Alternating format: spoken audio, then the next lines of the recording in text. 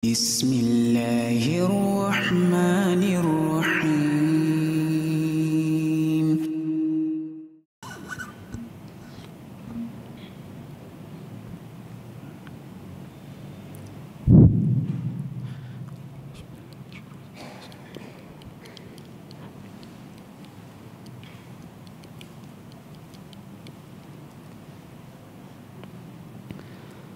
Bismillahirrahmanirrahim. Assalamualaikum warahmatullahi wabarakatuh. Alhamdulillahilladzi arsala rasulahu bil huda wa dinil haqq liyudhhirahu 'ala ad-dini kullihi wa kafa billahi shahida. Asyhadu an la ilaha illallah wahdahu la syarika lahu iqraran bihi wa tauhida. Wa ashhadu anna nabiyyana Muhammadan abduhu wa rasuluhu sallallahu alaihi wa ala alihi wa sahabatihi wa sallama tasliman mazida. Hibati fillah azza wa iyyakum. Alhamdulillah, pada malam hari ini kita bisa kembali melanjutkan kajian kita pada pembahasan tentang sejarah kehidupan Nabi sallallahu alaihi wasallam, yang mana pada pertemuan sebelumnya kita sudah selesai dari pembahasan tentang Ghazwatuh Hunain, tentang perang Hunain yang merupakan hari-hari terakhir dari rangkaian perjalanan Nabi sallallahu alaihi wasallam untuk menaklukkan Mekkah.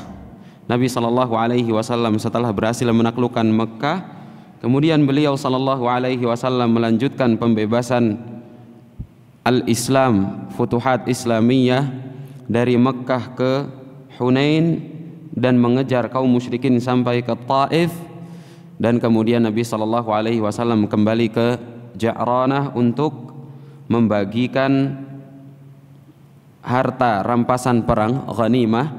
Selanjutnya Nabi sallallahu alaihi wasallam kembali ke Mekkah dan kemudian pulang ke Madinah. Hibati fillah azza wa iyyakum.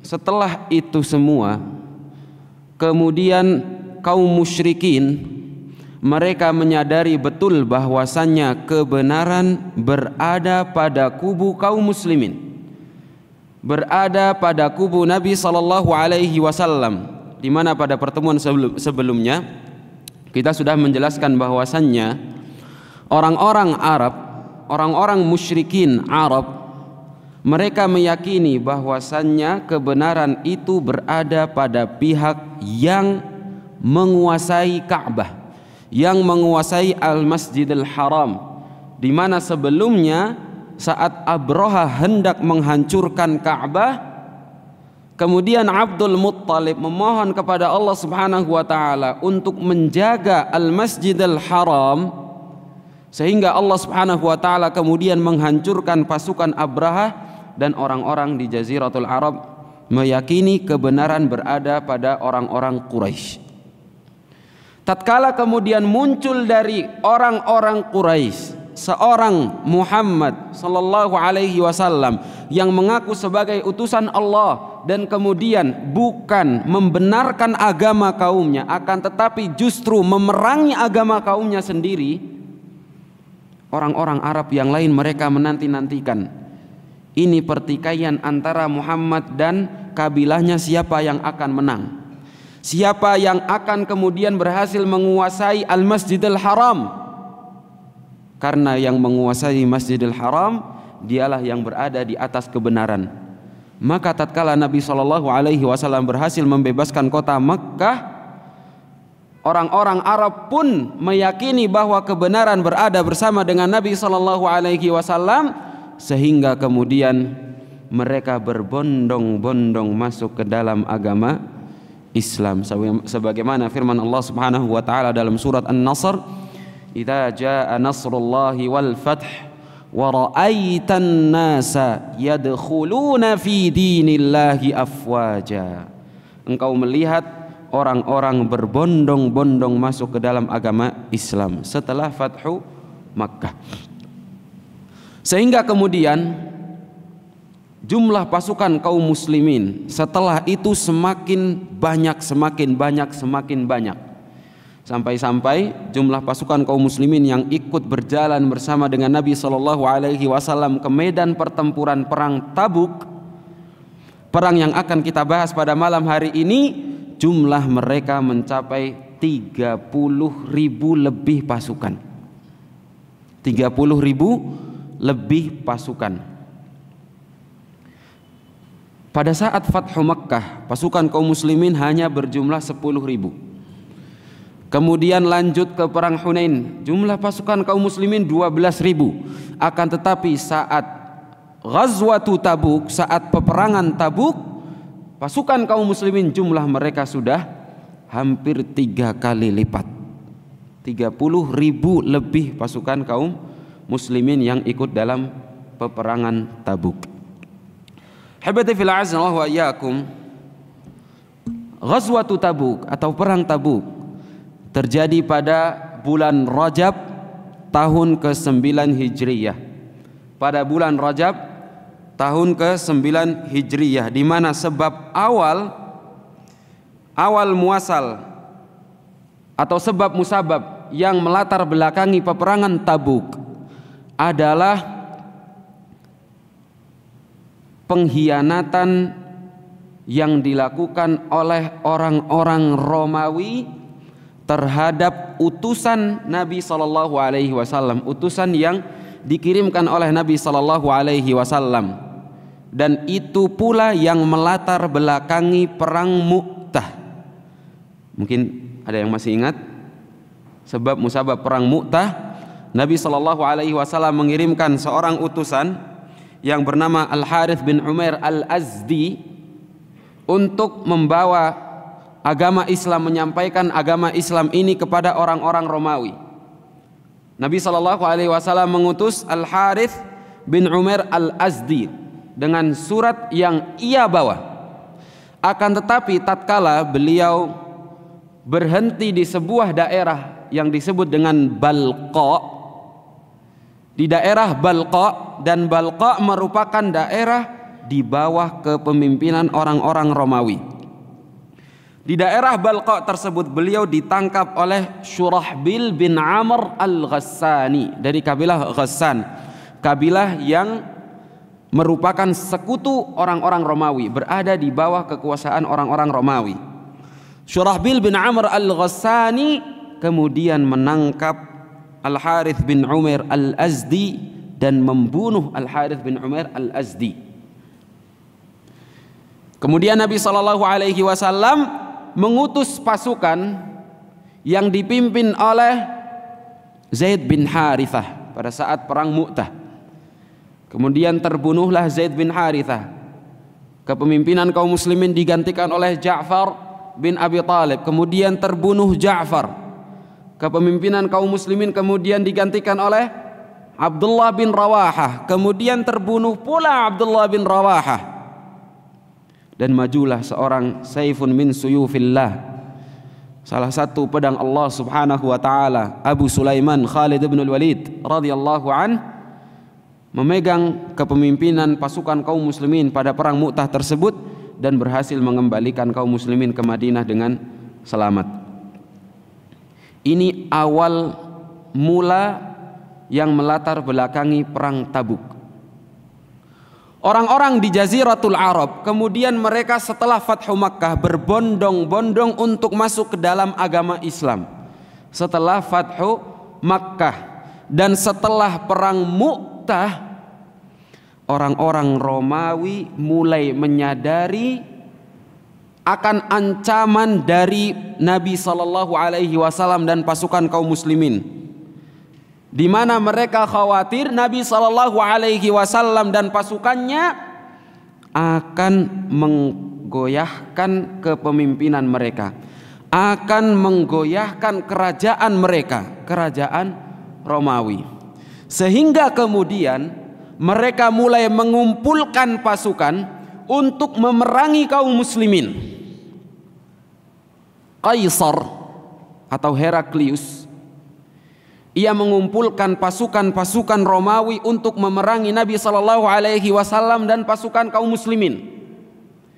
Kabar tersebut kemudian diberitakan oleh orang-orang yang tinggal dari wilayah antara Irak dan Urdun.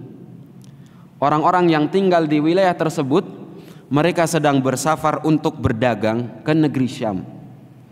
Kemudian mereka datang dari Syam menuju ke Madinah untuk berdagang pula, dan mereka membawa barang-barang dagangan mereka.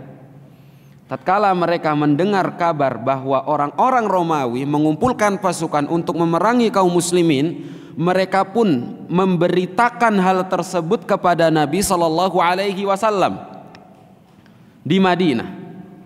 Padahal awalnya mereka hanya untuk berdagang, akan tetapi tatkala mereka mengetahui persiapan orang-orang Romawi, mereka kemudian mengabarkan hal tersebut kepada Nabi sallallahu alaihi wasallam. Sehingga kemudian Nabi sallallahu alaihi wasallam mulai mengumpulkan pasukan kaum muslimin. Nabi sallallahu alaihi wasallam menyerukan untuk berjihad, untuk memerangi orang-orang Romawi, dan beliau sallallahu alaihi wasallam akan turun langsung memimpin kaum muslimin untuk memerangi mereka orang-orang Romawi.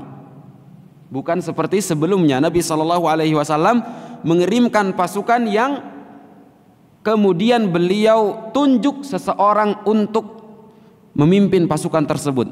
Kali ini Nabi sallallahu alaihi wasallam yang turun langsung untuk memimpin pasukan tersebut memerangi orang-orang Romawi.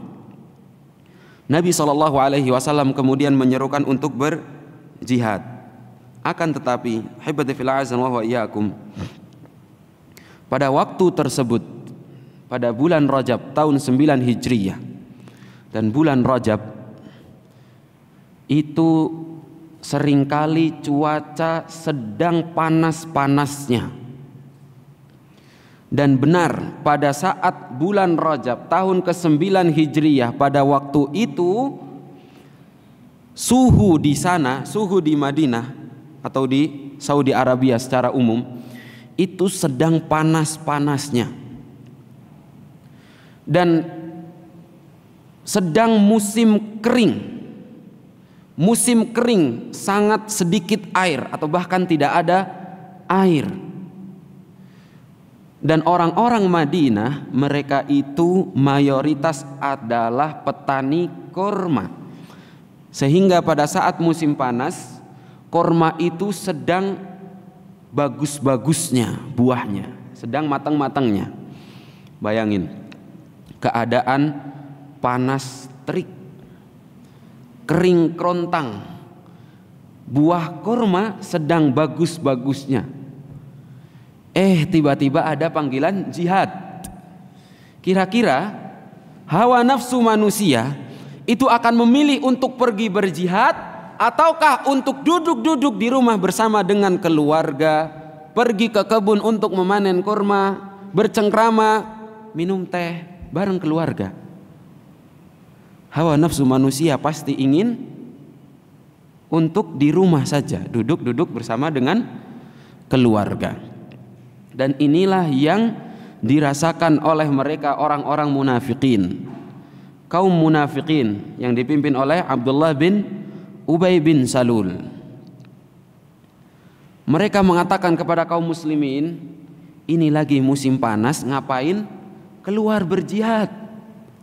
Ini lagi musim panas, udah duduk-duduk saja di rumah. Akan tetapi sahabat-sahabat Nabi sallallahu alaihi wasallam, tatkala mereka mendengar Nabi sallallahu alaihi wasallam menyiapkan pasukan untuk berangkat ke medan jihad, mereka bukan duduk-duduk di rumah seperti yang dilakukan oleh orang-orang munafikin. Mereka memenuhi panggilan Nabi sallallahu alaihi wasallam. Setiap dari mereka mendatangi Nabi sallallahu alaihi wasallam, ingin ikut bersama dengan Nabi sallallahu alaihi wasallam, sampai-sampai ada beberapa orang yang tidak memiliki perbekalan. Mereka datang ke hadapan Nabi sallallahu alaihi wasallam, ingin ikut berjihad bersama dengan Nabi sallallahu alaihi wasallam, akan tetapi Nabi sallallahu alaihi wasallam tidak mendapati sesuatu untuk diberikan kepada mereka sebagai bekal. Mereka pun tidak memiliki bekal itu sendiri. Sehingga Allah Subhanahu wa taala menceritakan tentang mereka, kata Allah Subhanahu wa taala dalam surat At-Taubah, tawallau wa a'yunuhum tafidhu minad dam'i hazanan alla yajidu ma yunfiqun. Kata Allah Subhanahu wa taala, mereka orang-orang yang tidak memiliki perbekalan datang kepada Nabi sallallahu alaihi wasallam meminta untuk diikutkan ke dalam pasukan, akan tetapi Nabi sallallahu alaihi wasallam tidak memiliki sesuatu untuk dijadikan bekal kepada mereka. Mereka pun pulang ke rumah masing-masing dalam keadaan wa a'yunuhum tafidhu minad dam'i hazanan. Mata-mata mereka berlinang air mata disebabkan kesedihan yang mereka dapati karena mereka tidak mendapati sesuatu yang dapat mereka jadikan sebagai bekal untuk berjihad. Inilah kaum muslimin yang sebenarnya, sahabat-sahabat Nabi sallallahu alaihi wasallam, yang tatkala Nabi sallallahu alaihi wasallam menyerukan panggilan jihad, mengajak kaum muslimin untuk berjihad di jalan Allah, mereka segera mengatakan sami'na wa ata'na.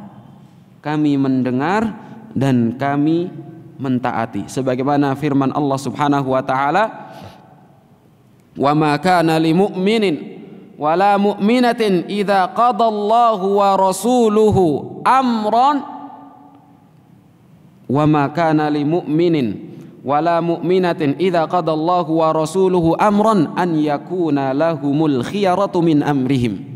Tidaklah perkara kaum mukmin laki-laki maupun perempuan apabila Allah Subhanahu wa taala dan Rasulnya telah memutuskan suatu perkara, mereka tidak akan ragu untuk mengikuti putusan tersebut. Habati fillah azallahu wa iyyakum. Orang-orang Romawi dikabarkan oleh para penduduk Anbat, penduduk wilayah antara Irak dan Urdun, telah mengumpulkan pasukan yang jumlah mereka kurang lebih 40.000 pasukan dari orang-orang Romawi, ditambah dengan pasukan-pasukan dari kabilah-kabilah Arab yang bersekutu dengan mereka, seperti pada saat perang Mu'tah, dari kabilah Ghassan, dari kabilah Lahm, dari kabilah Judham, dan kabilah-kabilah yang lain yang berada di bawah kekuasaan orang-orang Romawi, yang bersekutu dengan mereka orang-orang Romawi. Nabi sallallahu alaihi wasallam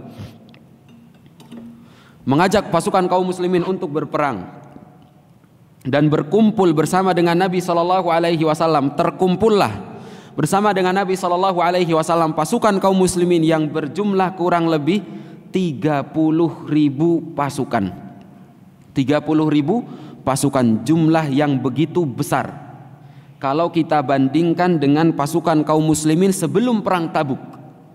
Lihat dari awal perang pertama kali, perang Badar, pasukan kaum muslimin hanya berjumlah 300 sekian belas. Perang Uhud hanya berjumlah 700 atau 1.300, orang-orang munafik mundur 700. Perang Khandaq cuma 3.000. Terakhir Fathu Makkah jumlah mereka 10.000, kemudian di perang Hunain 12.000. Ini tidak lama dari semua perang itu. Pada tahun ke-9 Hijriah pasukan kaum muslimin sudah berjumlah 30.000 pasukan. Padahal Nabi sallallahu alaihi wasallam menyerukan panggilan jihad kepada mereka pada saat musim panas. Matahari begitu terik, kering kerontang, air tidak ada, dan korma sedang matang-matangnya. Nabi sallallahu alaihi wasallam pun hendak berjalan ke negeri Romawi, negeri yang jauh. Bukan seperti perang Badar berangkat ke Mekah, Uhud cuman keluar dari Madinah sedikit. Khandaq, diam diri nunggu musuh yang datang.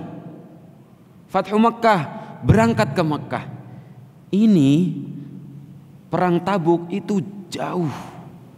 Tabuk itu kalau secara jarak dari Madinah kurang lebih 800 km. Bayangkan 800 km, di mana banyak dari pasukan kaum muslimin bergantian naik tunggangannya, itu bergantian karena bukan satu orang satu tunggangan. Seperti biasa pasukan kaum muslimin perbekalan mereka tidak begitu lengkap sehingga mereka dalam tunggangan pun harus bergantian pada saat panas matahari yang begitu terik. Haibati fil azallahu wa iyyakum, Nabi SAW tatkala menyerukan panggilan jihad kepada kaum muslimin, Nabi SAW bukan sekedar mengajak mereka untuk berjihad, akan tetapi Nabi SAW mengajak pasukan kaum muslimin yang memiliki kelapangan harta untuk menginfakkan hartanya di jalan Allah. Karena pada saat tersebut sedang musim paceklik, kering kerontang, panas matahari terik,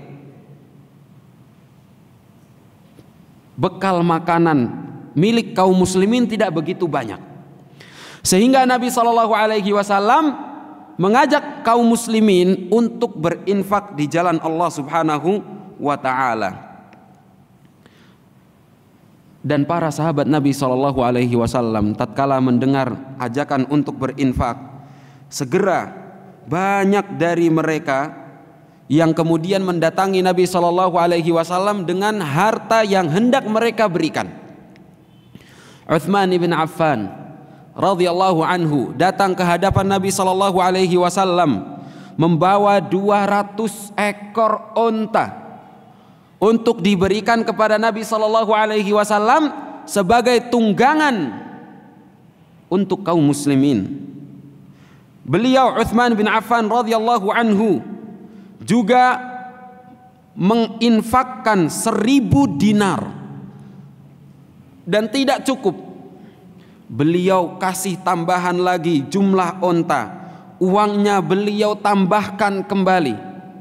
Beliau pun membeli sumur dan beliau wakafkan untuk kaum muslimin, sehingga kurang lebih total harta yang beliau radhiyallahu anhu infakkan berjumlah 900 ekor onta dan 100 kuda.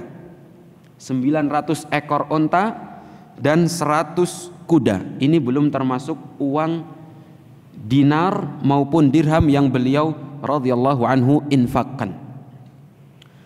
Sehingga Nabi SAW kemudian mengatakan, ma dharra Utsman ma amila ba'dal yaum. Tidak akan membawa bahaya, tidak akan membahayakan Utsman apapun yang ia lakukan setelah hari ini. Setelah ia menginfakkan harta yang ia miliki untuk kaum muslimin dengan jumlah yang begitu banyak. Bukan hanya Utsman, Abu Bakar radhiyallahu anhu membawa seluruh harta yang beliau miliki. Disebutkan dalam sebuah riwayat harta yang beliau miliki adalah 4.000 dirham. 4.000 dirham. Umar bin Khattab radhiyallahu anhu membawa setengah harta yang beliau miliki, dan beliau mengatakan, pada hari ini aku membawa setengah dari hartaku, aku akan berikan untuk Nabi SAW, dan aku akan mendahului Abu Bakar. Kata Umar bin Khattab radhiyallahu anhu, al-yawm sa'asbiqu Aba Bakrin, pada hari ini aku akan mendahului Abu Bakar. Akan tetapi tatkala Umar bin Khattab menghadap Nabi SAW dan memberikan setengah harta yang beliau miliki, Nabi SAW bertanya kepada Umar, ma tarakta li ahlika ya ibnal Khattab, apa yang engkau sisakan untuk keluargamu Umar mengatakan, taraktu fihim atau taraktu lahum nisfa mali. Aku meninggalkan, menyisakan untuk mereka setengah dari hartaku yang lain. Dan tatkala Abu Bakar radhiyallahu anhu datang ke hadapan Nabi sallallahu alaihi wasallam, ternyata Abu Bakar membawa seluruh harta yang beliau miliki. Maka Nabi sallallahu alaihi wasallam bertanya kepada Abu Bakar, "Ma tarakta li ahlika?" Ya Abu Bakar, apa yang engkau tinggalkan, apa yang engkau sisakan untuk keluargamu wahai Abu Bakar? Abu Bakar mengatakan, taraktu fihim Allah wa rasulah. Aku meninggalkan, aku menyisakan untuk mereka Allah subhanahu wa ta'ala dan Rasulnya. Umar pun tidak habis pikir, sehingga kemudian Umar mengatakan, lan asbiqa Aba Bakrin ba'dal yaumi abadan.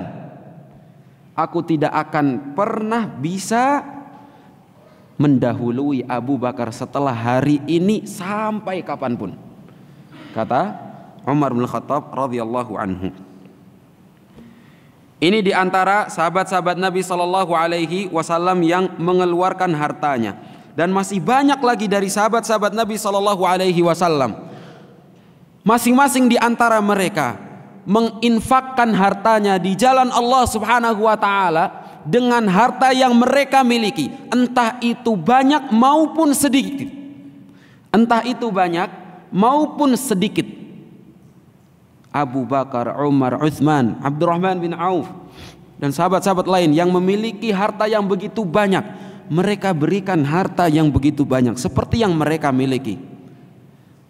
Sahabat Nabi sallallahu alaihi wasallam yang memiliki harta sedikit pun mengeluarkan harta yang beliau miliki meskipun itu sedikit. Sehingga datanglah salah seorang sahabat yang bernama Abu Aqil.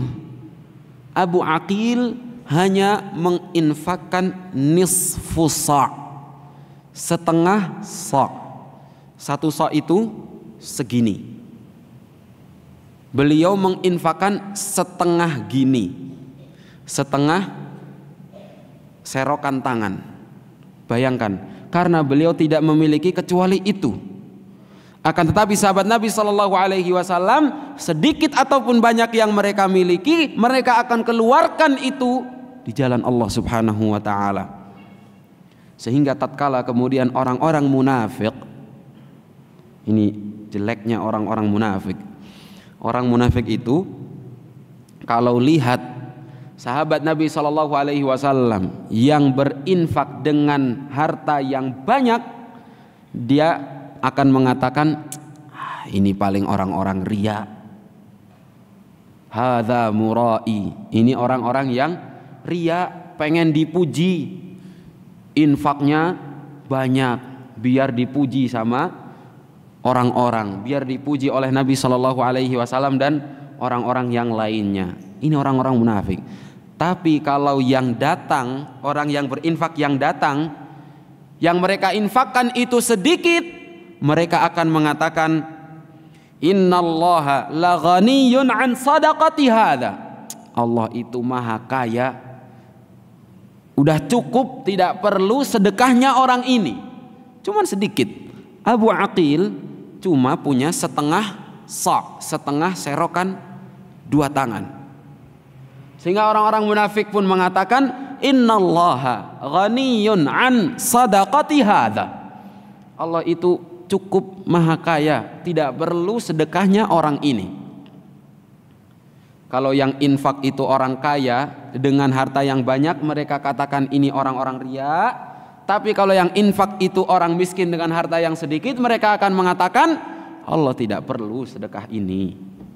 Sehingga kemudian turunlah firman Allah subhanahu wa ta'ala, alladzina yalmizunal mutawwi'ina minal mu'minina fis sadaqat walladzina la yajiduna illa juhdahum fayaskharuna minhum sakhirallahu minhum walahum adzabun alim.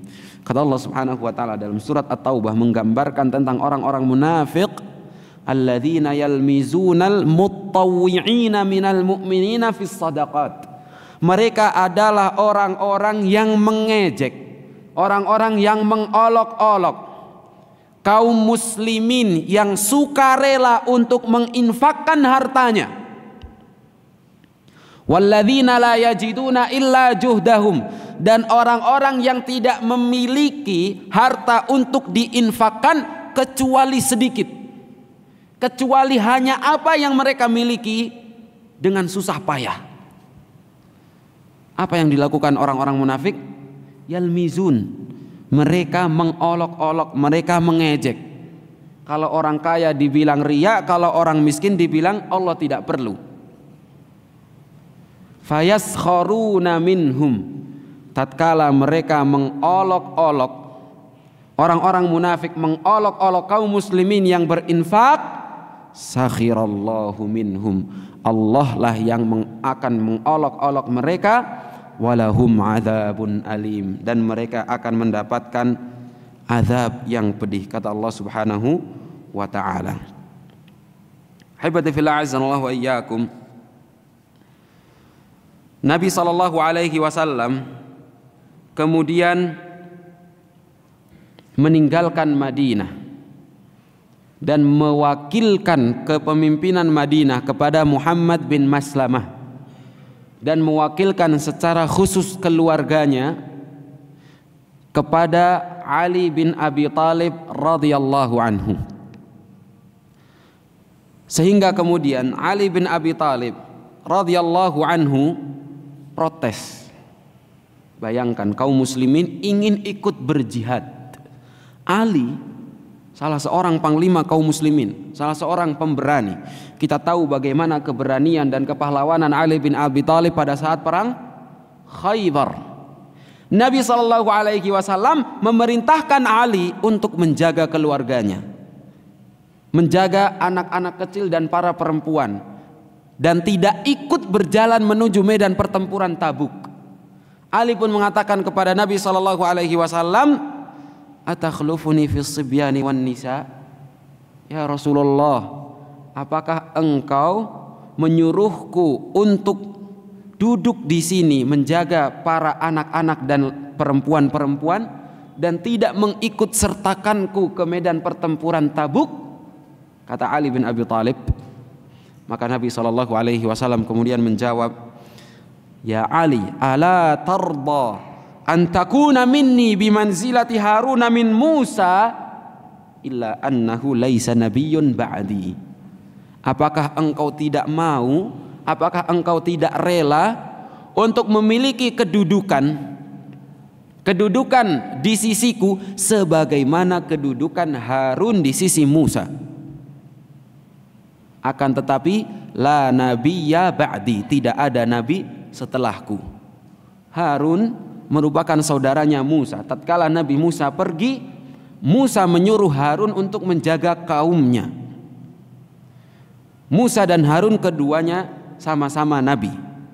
Nabi SAW mengatakan kepada Ali bin Abi Thalib radhiyallahu an bahwasannya kedudukan Ali bin Abi Thalib di sisi Nabi SAW seperti kedudukan Harun di sisi Musa alaihi wassalam. Akan tetapi tidak ada nabi setelah aku, kata Nabi SAW. Dan ada beberapa kaum muslimin yang tidak mengikuti perang Tabuk. Di antaranya adalah 3 orang yang sampai-sampai Allah Subhanahu wa taala turunkan ayat dalam surat At-Taubah. 3 orang tersebut adalah orang-orang yang tidak mengikuti perang Tabuk tanpa uzur. Ada 4 macam orang-orang yang tidak mengikuti perang Tabuk. Yang pertama adalah ma'murun ma'jurun, orang yang tidak ikut serta perang Tabuk akan tetapi karena diperintahkan oleh Nabi SAW, seperti halnya Muhammad bin Maslamah dan Ali bin Abi Thalib. Muhammad bin Maslamah diperintahkan oleh Nabi SAW untuk memimpin Madinah.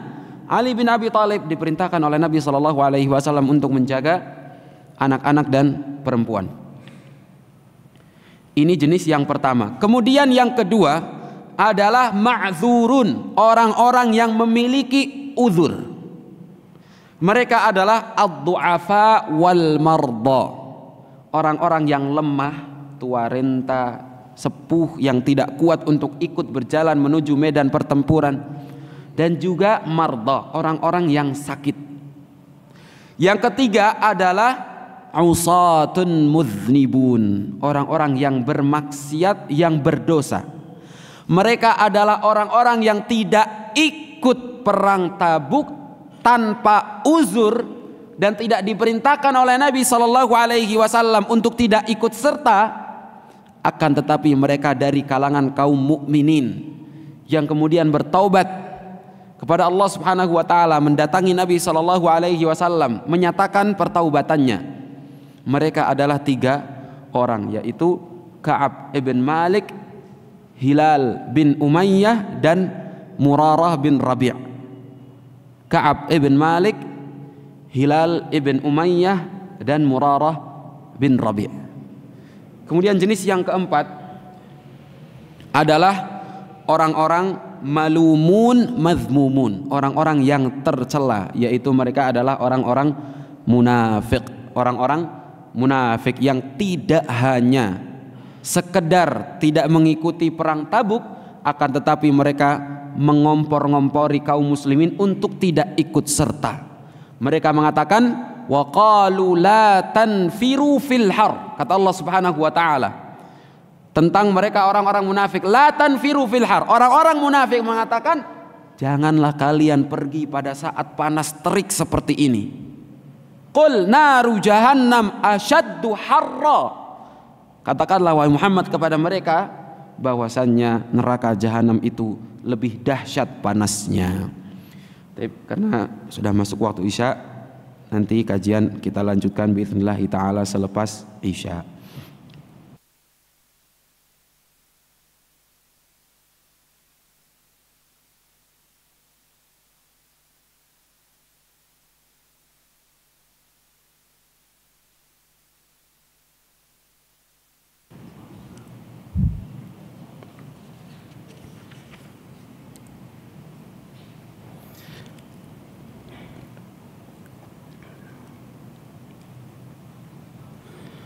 Alhamdulillah, wassalatu wassalamu ala rasulillah, amma ba'd.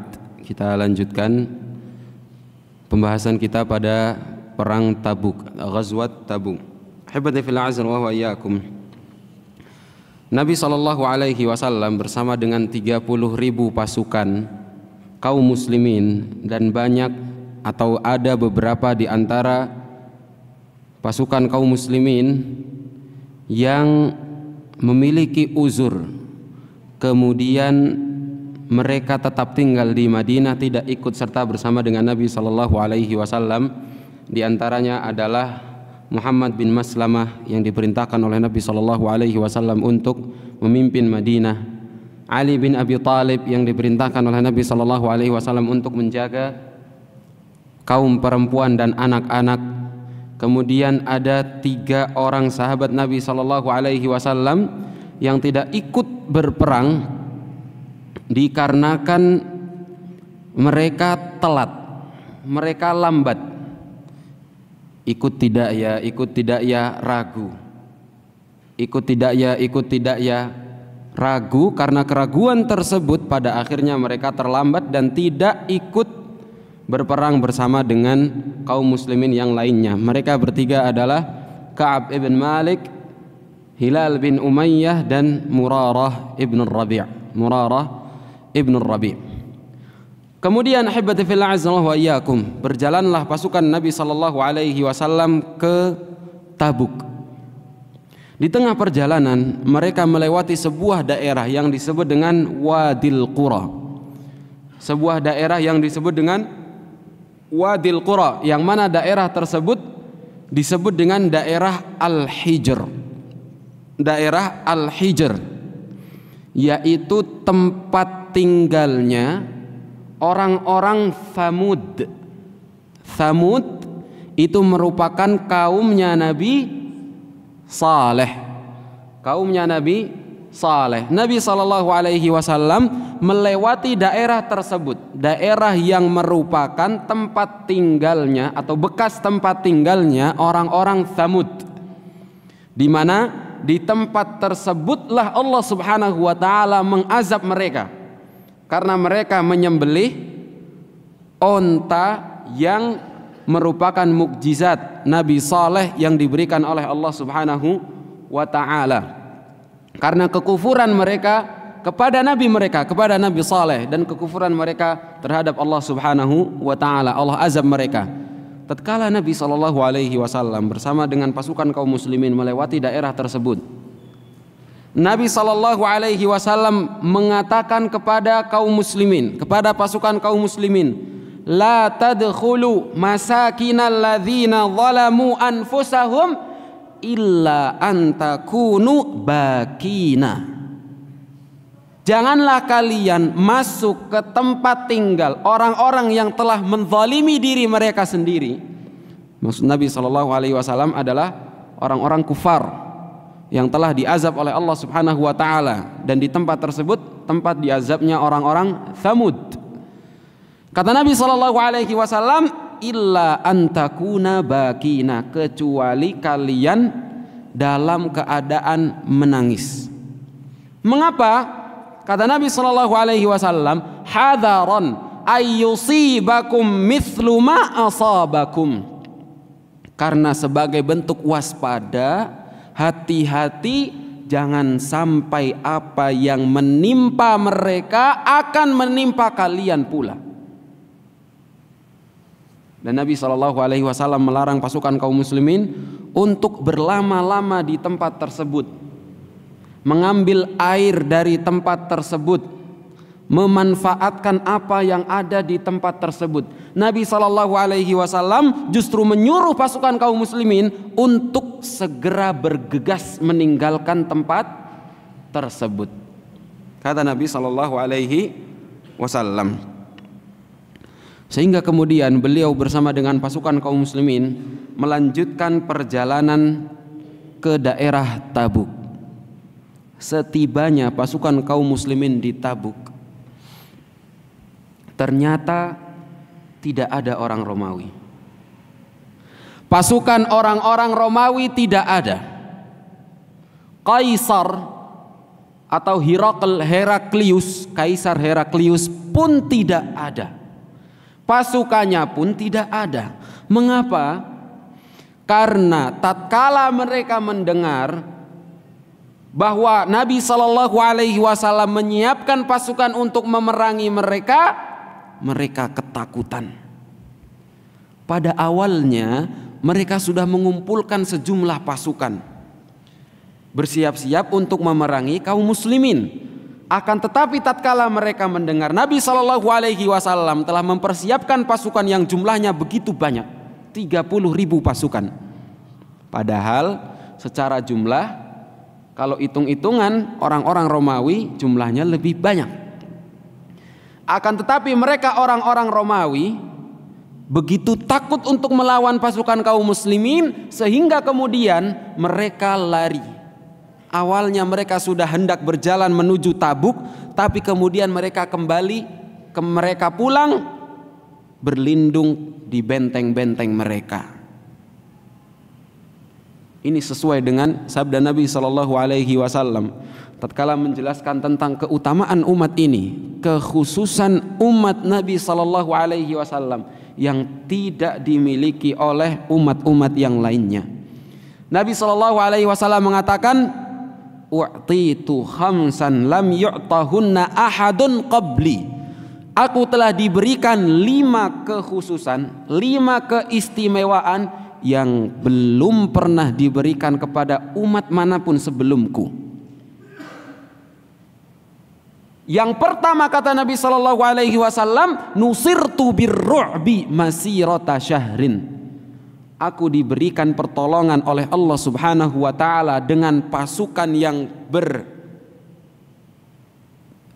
yang disebut dengan ketakutan, pasukan yang berupa ketakutan dalam perjalanan sebulan sebelum peperangan itu terjadi. Allah Subhanahu wa taala telah melemparkan rasa takut ke dalam dada-dada orang-orang Romawi sehingga mereka pun kabur. Tidak berani untuk berperang melawan pasukan kaum muslimin. Maka Nabi SAW dan pasukan kaum muslimin ketika mereka tiba di daerah Tabuk, ternyata pasukan Romawi tidak ada. Mereka semua sudah pulang, mereka semua sudah kabur terlebih dahulu sebelum perang dimulai. Hibati fillah azallahu wa iyyakum, Nabi SAW kemudian berdiam diri di Tabuk kurang lebih selama sekian belas hari, dan beliau SAW kemudian berjumpa dengan beberapa kabilah dari orang-orang kufar. Nabi SAW berjumpa dengan kabilah Adzruh, kabilah Jarba, dan kabilah Ailah. Semua kabilah-kabilah tersebut menyerahkan diri, meminta perdamaian dengan Nabi SAW, akan tetapi mereka enggan untuk masuk agama Islam sehingga mereka memilih untuk membayar jizyah. Mereka membayar jizyah dan mereka pun tidak mau berperang melawan Nabi SAW. Hibati fillah azza wa iyyakum, setelah sekian belas hari Nabi SAW berada di daerah Tabuk, Nabi SAW bersama dengan pasukan kaum muslimin kemudian beranjak pulang ke Madinah dengan kemenangan tanpa peperangan, karena pasukan musuh sudah terlebih dahulu kabur. Maka kekuatan kaum muslimin pun melonjak drastis reputasi mereka, terutama di tengah-tengah orang-orang Arab di Jazirah Arab. Mereka sudah terpandang, mereka sangat terpandang, memiliki kekuatan yang begitu besar, kekuatan yang bahkan ditakuti oleh orang-orang Romawi.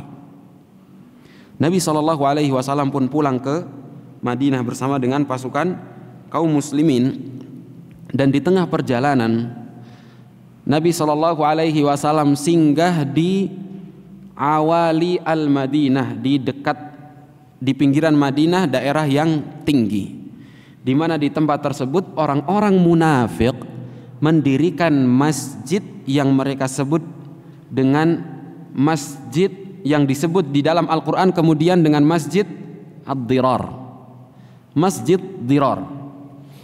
Mereka beranggapan bahwa masjid tersebut adalah masjid yang akan mereka gunakan untuk beribadah kepada Allah Subhanahu wa ta'ala. Mereka berkeinginan untuk mendirikan masjid, akan tetapi niat terselubung di dalam relung hati mereka adalah ingin menjadikan masjid tersebut tandingan dari Masjid Nabawi, tandingan dari Masjid Quba, tandingan masjid yang akan mereka gunakan untuk menjauhkan diri dari kaum muslimin. Orang-orang munafik ingin memisahkan diri dengan kaum muslimin, buatlah mereka masjid tersebut, sehingga kemudian di tengah perjalanan Nabi SAW memerintahkan dua orang dari sahabat beliau, Malik ibn Dakhsham dan Ma'an al-Ajlani, untuk menghancurkan masjid tersebut, untuk membakar masjid tersebut. Itulah masjid yang dikatakan oleh Allah Subhanahu wa taala, la taqum fihi abada. Janganlah engkau qiyam, engkau mendirikan salat di masjid tersebut selamanya. Kata Allah Subhanahu wa taala mengabarkan tentang Masjid Dirar. Karena orang-orang munafik pada awalnya sebelum perang Tabuk, mereka meminta Nabi SAW untuk sholat di masjid tersebut, menandakan bahwa Nabi SAW ridha, suka dengan masjid yang mereka buat. Akan tetapi Nabi SAW mengetahui dari Allah Subhanahu wa taala bahwa masjid tersebut bukan merupakan masjid yang digunakan untuk mempersatukan kaum muslimin, akan tetapi sebaliknya masjid yang digunakan untuk memecah belah kaum muslimin, maka Nabi SAW bukannya sholat di masjid tersebut, justru beliau memerintahkan 2 orang sahabat untuk menghancurkan masjid tersebut. Habibati fillah azallahu wa iyyakum, dan Nabi SAW ketika sudah mendekati kota Madinah, beliau SAW mengatakan kepada para sahabat-sahabat yang ada bersama dengan beliau, beliau mengatakan, inna bil madinati aqwaman masirtum masiran wala qata'tum wadiyan illa kanu ma'akum. Sesungguhnya di Madinah sana itu ada orang-orang yang mana tidaklah kalian berjalan, tidaklah kalian melewati sebuah lembah pun kecuali mereka orang-orang yang Madinah itu bersama dengan kalian. Secara pahala mereka mendapatkan apa yang kalian dapatkan, padahal mereka duduk di Madinah. Maka para sahabat pun bertanya kepada Nabi SAW, ya Rasulullah, wahum bil Madinah, wahai Rasulullah, bagaimana bisa padahal mereka di Madinah? Kata Nabi SAW, wahum bil Madinah habasahumul udhur. Mereka berada di Madinah, akan tetapi mereka tertahan karena uzur. Sebenarnya mereka ingin ikut bersama dengan kalian, akan tetapi mereka tidak memiliki perbekalan. Mereka pun tidak mendapatkan perbekalan yang bisa kita berikan untuk mereka jadikan bekal. Mereka memiliki uzur, sehingga ketika mereka pulang ke rumah mereka masing-masing, mereka menangis terisak akan kesedihan disebabkan tidak bisa ikut bersama dengan kalian. Mereka pun mendapatkan pahala persis seperti apa yang kalian dapatkan, kata Nabi SAW. Dan ketika Nabi SAW tiba di Madinah, datanglah orang-orang munafik dengan uzur mereka masing-masing, uzur yang mereka ada-adakan, alibi-alibi yang mereka sampaikan kepada Nabi SAW, alasan-alasan agar Nabi SAW memaafkan mereka. Ya Rasulullah, maafkan saya tidak bisa ikut perang Tabuk karena saya ini, karena saya itu. Berbagai macam uzur yang mereka buat-buat. Nabi SAW pun menerima uzur mereka, meskipun mereka orang-orang munafik, karena secara zahir mereka menampakkan keislaman, meskipun di dalam hati mereka begitu besar kebencian terhadap Islam dan kaum muslimin. Nabi SAW menerima uzur-uzur mereka, kecuali 3 orang, yaitu Ka'ab ibn Malik, Hilal bin Umayyah, dan Murarah ibn Rabi'. Di mana mereka disarankan oleh teman-teman mereka, mintalah uzur kepada Nabi SAW. Nabi SAW akan menerima uzur kamu. Akan tetapi mereka dengan kejujuran iman mereka, karena mereka tahu bahwa yang membuat mereka tidak ikut perang Tabuk bukanlah uzur syar'i. Mereka hanya menunda-nunda waktu sampai kemudian mereka tertinggal dan mereka tidak mengikuti pasukan kaum muslimin. Datanglah mereka ke hadapan Nabi SAW dan dengan jujur mereka mengatakan kepada Nabi SAW, kami tidak memiliki uzur, kami hanya menunda-nunda. Tadinya pengen ikut nggak jadi, pengen ikut nggak jadi, nunda-nunda sampai akhirnya pasukan berangkat dan kami tidak sempat untuk mengikuti pasukan. Nabi SAW kemudian menghajar, bukan menghajar ya. Menghajar adalah mendiamkan, tidak mengajak bicara mereka dan menyuruh kaum muslimin untuk ikut mendiamkan mereka. Bayangkan bertemu dengan Nabi Shallallahu Alaihi Wasallam, menyapa Nabi Shallallahu Alaihi Wasallam, tapi tidak digubris oleh Nabi Shallallahu Alaihi Wasallam, tidak mau diajak bicara. Nabi Shallallahu Alaihi Wasallam tidak mau menjawab sapaan mereka. Mereka bertiga sampai kurang lebih 50 hari turunlah firman Allah Subhanahu wa taala, wa 'ala ats-tsalatsati alladziina khullifu hatta idza daqat 'alaihimul ardu bima rahabat wa daqat 'alaihim anfusuhum wa dhannu alla malja'a minallahi illa ilaihi thumma taba 'alaihim atau thumma yatubu 'alaihim. Sungguh Allah Subhanahu wa taala pun telah menerima taubat mereka bertiga yang tidak ikut perang Tabuk, sampai mereka merasakan bumi yang begitu luas terasa sempit untuk mereka, dan mereka merasa diri mereka begitu sempit, begitu sulit. Mereka menyangka dan mereka mengira udah tidak ada lagi tempat kembali, tidak ada lagi tempat bersandar kecuali kepada Allah Subhanahu wa taala. Maka kemudian Allah Subhanahu wa taala menerima taubat mereka. Sesungguhnya Allah Subhanahu wa taala Maha menerima taubat lagi Maha penyayang. Setelah turun firman Allah Subhanahu wa taala tersebut, barulah Nabi Shallallahu Alaihi Wasallam kemudian menyampaikan kepada kaum muslimin bahwa Allah Subhanahu wa taala telah menerima taubat mereka. Bayangkan betapa bahagianya seseorang yang bertaubat kepada Allah sampai turun wahyu mengabarkan bahwa Allah menerima taubatnya.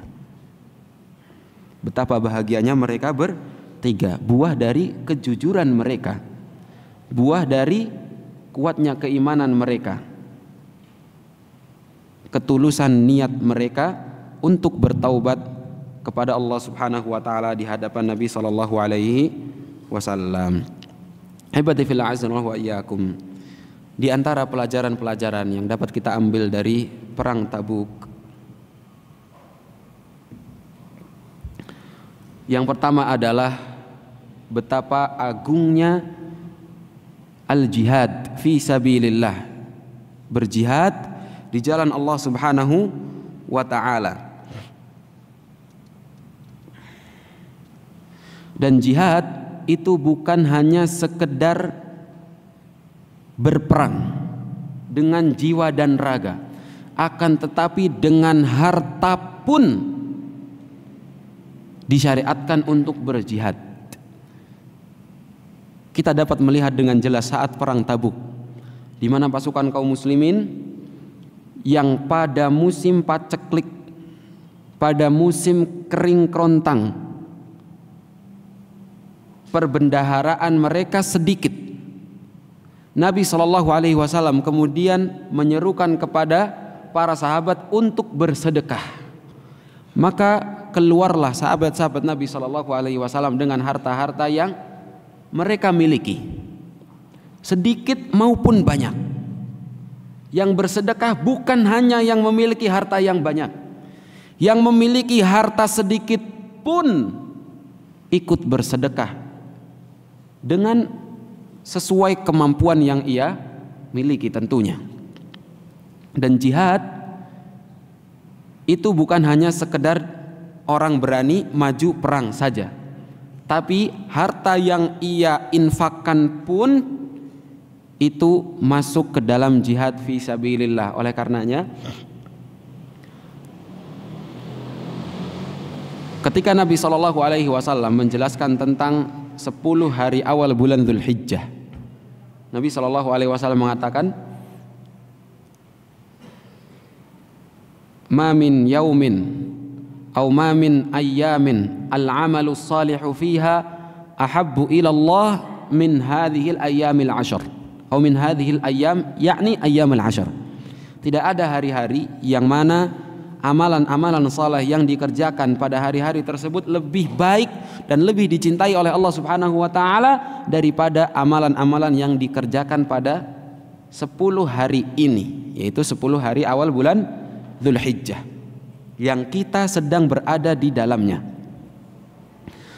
Maka para sahabat pun mengatakan, walal jihadu fi sabilillah ya Rasulullah, apakah tidak pula jihad fi sabilillah? Maka jawaban Nabi SAW adalah, walal jihadu fi sabilillah illa rajulun kharaja binafsihi wa malihi walam yarji' min dzalika bi syai'. Tidak pula jihad di jalan Allah kecuali orang yang keluar untuk berjihad dengan jiwa, raga, dan hartanya, kemudian dia tidak pulang lagi dengan sesuatu apapun. Jadi orang yang berjihad dengan segenap jiwa, raga, dan hartanya itu lebih baik daripada yang berjihad dengan hartanya saja, lebih baik daripada yang berjihad dengan jiwa raganya saja. Ini menunjukkan betapa agungnya jihad fi sabilillah, syariat jihad di jalan Allah Subhanahu wa ta'ala. Kemudian faedah yang lain adalah kita dapat mengambil contoh dari bagaimana sahabat-sahabat Nabi sallallahu alaihi wasallam dalam menyikapi seruan dari Nabi sallallahu alaihi wasallam. Tatkala Nabi sallallahu alaihi wasallam menyerukan, memanggil para sahabat untuk berjihad, meskipun pada saat itu pasukan kaum muslimin sedang dalam keadaan susah payah dan buah korma lagi matang-matangnya, akan tetapi mereka dengan keimanan yang tinggi, mereka pun bersegera untuk memenuhi seruan Nabi sallallahu alaihi wasallam. Bahkan mereka yatanafasuna fil khair, bahkan mereka saling mendahului dalam kebaikan. Lihatlah bagaimana kisah Umar dan Abu Bakar. Umar yang ingin mendahului Abu Bakar, akan tetapi ia mendapati bahwa Abu Bakar sudah lebih dulu mendatangi Nabi sallallahu alaihi wasallam dan dengan harta yang lebih banyak daripada apa yang dimiliki Umar. Bukan hanya lebih banyak, semua harta Abu Bakar beliau infakkan di jalan Allah, yang mana Umar pada saat itu menginfakkan setengah dari hartanya. Allah Subhanahu wa taala mengatakan, fastabiqul khairat, berlomba-lombalah kalian di dalam kebaikan. Dan kita dapat mengambil contoh dari bagaimana para sahabat-sahabat Nabi sallallahu alaihi wasallam saling berlomba-lomba di dalam mengerjakan kebaikan. Kemudian ahibati fillah azza wa iyyakum, di dalam perang Tabuk juga nampak keutamaan Abu Bakar, nampak keutamaan Utsman, nampak keutamaan Umar, Ali bin Abi Thalib, Abdurrahman bin Auf, dan sahabat-sahabat lainnya yang begitu besar perjuangan mereka untuk agama Allah ini. Kemudian faedah yang lainnya adalah buruknya sikap yang dimiliki oleh orang-orang munafik, yang kita harus berlindung dan menghindar dari sifat tersebut. Sifat apa itu? Sifat yang tidak mengerjakan kebaikan, akan tetapi tatkala melihat orang lain mengerjakan kebaikan, ia hanya mengolok-olok. Kalau yang datang bersedekah orang kaya, dia akan mengatakan, alah, paling cuma ria. Tapi kalau yang datang orang bersedekah dengan harta yang sedikit, dia akan mengatakan, Allah nggak butuh sama sedekah kamu, Allah nggak butuh. Inilah sikap yang harus kita hindari, dan terkadang orang tidak sadar terjerumus ke dalam sifat tersebut.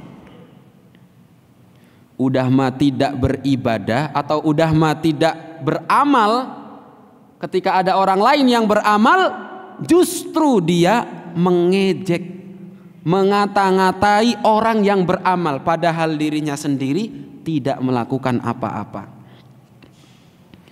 Ada orang yang sholat sunnah, alah sok alim, padahal dirinya tidak sholat. Lihat orang lain tidak sholat, alah nggak mau sholat, disuruh sholat tidak mau, atau hal-hal yang lainnya. Lihat orang lain aktif memakmurkan masjid misalnya, alah pengen dipandang, pengen punya nama, sendirinya tidak berusaha memakmurkan masjid. Nas'alullah salamat wal afiyah. Ini penyakit-penyakit yang dimiliki oleh orang-orang munafik, dan kita harus berlindung kepada Allah Subhanahu wa taala dari sifat tersebut. Kemudian faedah yang lainnya, ahibati fillah azanallahu wa iyyakum, adalah ketika kita melewati sebuah tempat yang mana merupakan tempat peribadahan orang-orang musyrik atau tempat diazabnya orang-orang musyrikin, maka yang harus kita lakukan adalah bukan bersenang-senang, bergembira ria di tempat tersebut. Justru kita harus menangis, kita harus mengambil ibrah, pelajaran dari tempat tersebut, mengambil pelajaran dari kekufuran yang telah mereka perbuat. Jangan sampai kita terjerumus dalam kekufuran yang sama. Dan kita berlindung dari Allah Subhanahu wa taala dari siksa yang Allah Subhanahu wa taala timpakan kepada mereka, dan kita bergegas untuk beranjak dari tempat tersebut, sebagaimana yang dilakukan oleh Nabi sallallahu alaihi wasallam, dan beliau sallallahu alaihi wasallam perintahkan kepada kaum muslimin. Tidak seperti sebagian orang pada zaman ini, berkunjung ke tempat-tempat peribadahan orang-orang musyrik, bukannya mengambil pelajaran, justru bergembira ria. Sebagian ikut merayakan perayaan-perayaan mereka, ambil foto, ambil video, bikin konten, dan lain sebagainya. Nas'alullah salamat wal afiyah. Ini tidak sesuai dengan ajaran Nabi sallallahu alaihi wasallam, yang mana beliau justru berlindung kepada Allah Subhanahu wa taala dari siksaan yang menimpa orang-orang tersebut, dan beliau sallallahu alaihi wasallam memerintahkan pasukan kaum muslimin untuk bergegas meninggalkan tempat tersebut. Kemudian faedah yang berikutnya, hibati fillah azallahu wa iyyakum, adalah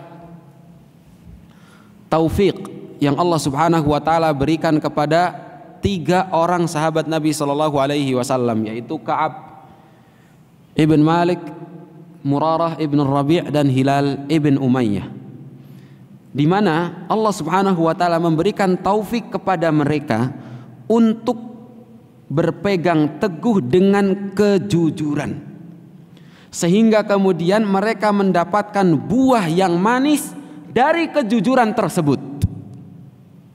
Allah Subhanahu wa taala tatkala menurunkan ayat menceritakan bahwa Allah telah menerima taubat mereka, di ayat berikutnya Allah Subhanahu wa taala mengatakan, ya ayyuhalladzina amanu taqullaha wa kunu ma'as shadiqin.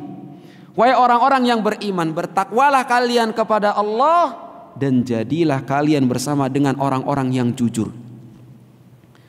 Lihatlah seorang Ka'ab ibn Malik, Hilal ibn Umayyah, Murarah ibn Rabi', yang pada awalnya telah berbuat kesalahan.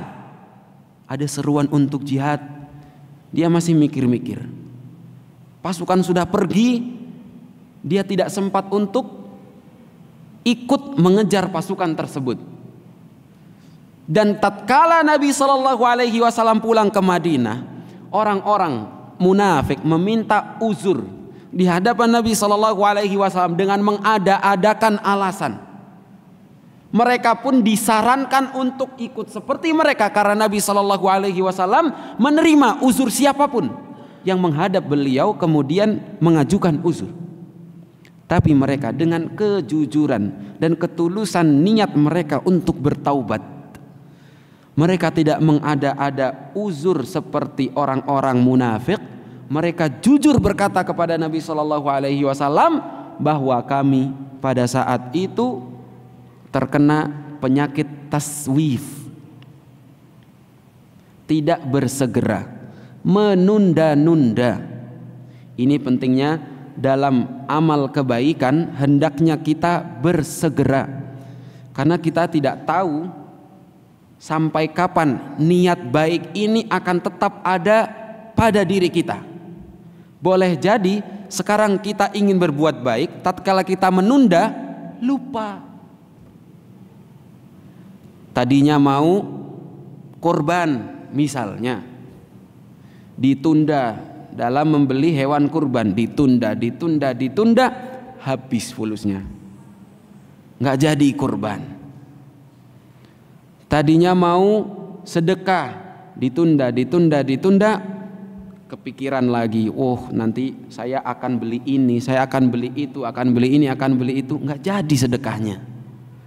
Maka tatkala muncul niat baik, segera realisasikan. Fastabiqul khairat, supaya tidak seperti 3 sahabat Nabi tersebut dalam menunda-nunda, sehingga kemudian mereka tidak ikut perang Tabuk. Tapi kemudian Allah Subhanahu wa taala berikan taufik kepada mereka untuk jujur.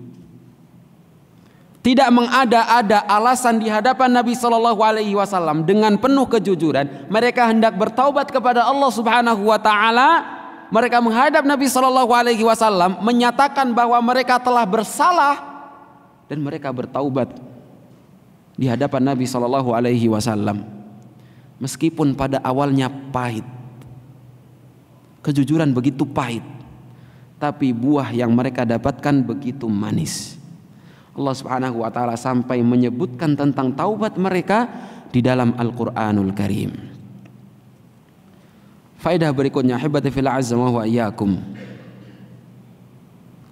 adalah sikap yang ditunjukkan 3 sahabat Nabi sallallahu alaihi wasallam tersebut, atau sikap yang ditunjukkan oleh Nabi sallallahu alaihi wasallam kepada ketiga orang sahabat Nabi sallallahu alaihi wasallam tersebut, di mana Nabi Shallallahu Alaihi Wasallam mengacuhkan mereka, mengabaikan mereka dalam kurun waktu kurang lebih 50 hari, sampai kemudian turun pernyataan dari Allah Subhanahu Wa Taala yang menerangkan bahwa Allah telah menerima taubat mereka.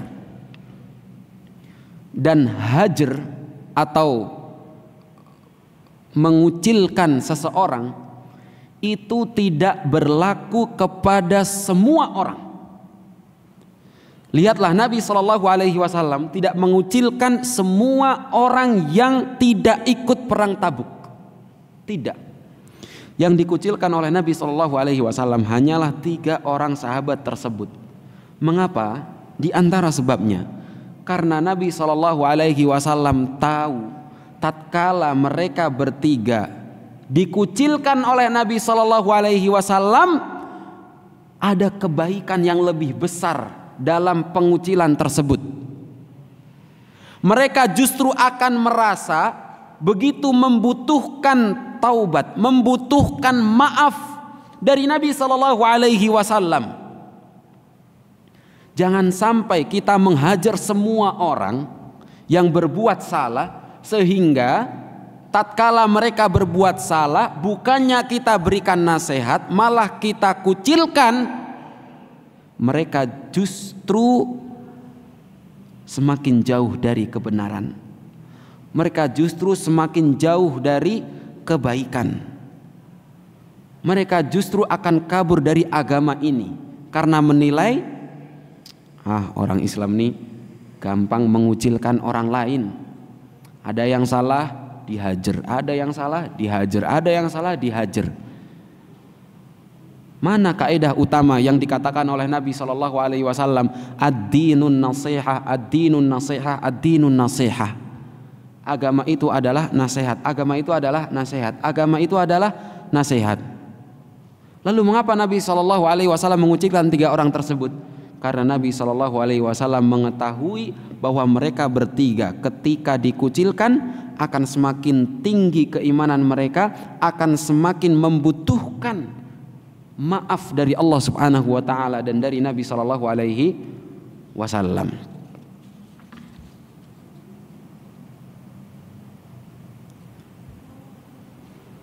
Kemudian faedah yang terakhir, hibati fil azza wa iyyakum, adalah menempatkan seseorang sesuai dengan tempatnya atau menyikapi seseorang sesuai dengan